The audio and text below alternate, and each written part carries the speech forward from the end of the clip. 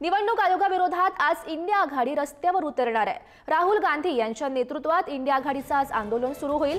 शरद पवार, संजय राऊत सुद्धा यामध्ये सहभागी होणार अशी माहिती समोर येते आहे। निवडणुकीमध्ये मतचोरी झाल्याचा राहुल गांधी यांनी आरोप केलेला होता आणि त्यानंतर आता हे आंदोलन होताना बघायला मिळते। शरद पवार, संजय राऊत यांची सुद्धा प्रमुख उपस्थिती असणार आहे आणि या संदर्भात अधिकची माहिती जाणून घेऊयात। आमचे प्रतिनिधी शिवाजी काळे सध्या आपल्या सोबत आहेत। शिवाजी, आपण बघू शकतो आज इंडिया आघाडी रस्त्यावर उतरणार आहे, आंदोलन त्यांच्याकडून केलं जाईल, काय नेमकं स्वरूप? गौरी, खरं तर असं म्हटलं जातं की सडके खामोश हो जाएगी तो संसद आवारा हो जाएगी। मात्र आजचा मोर्चा विरोधी पक्षाचा हा संसदेतील सत्ताधारी पक्षाच्या विरोधात नाही तर निवडणूक आयोगाच्या विरोधात आहे आणि निवडणूक आयोगाच्या दिल्ली येथील केंद्रीय कार्यालयाबाहेर मी सध्या उभा आहे आणि माझ्या मागे तुम्ही पाहू शकता की अशा प्रकारे पूर्ण बॅरिगेटिंग या ठिकाणी करण्यात आलेलं आहे।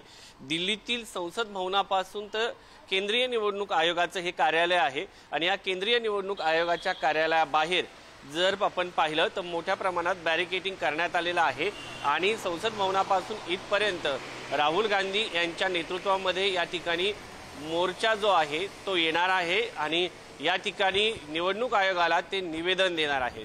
तसं जर पाहिलं तर राजधानी दिल्लीमध्ये या मोर्चाच्या पार्श्वभूमीवरती पोलीस बंदोबस्त हा कडक करण्यात आलेला आहे। 15 ऑगस्ट आहे, त्याच्या पार्श्वभूमीवरती देखील या ठिकाणी मोठ्या प्रमाणात पोलीस बंदोबस्त तैनात आहे। राहुल गांधी यांच्या म्हणण्यानुसार निवडणूक आयोगाने त्यांचं काम चोखपणे बंदोबस्त जे आहे ते केलेलं नाही।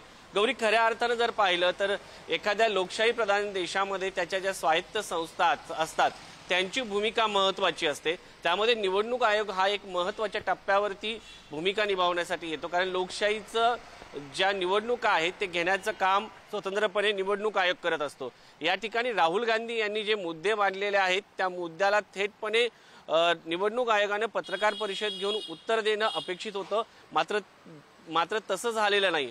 दुसरीकडे हा जर मागचा मुद्दा पाहिला गौरी तर हा काँग्रेस असो, राष्ट्रवादी असो, भाजप असो, शिवसेना असो, बघणं महत्त्वाचं असेल।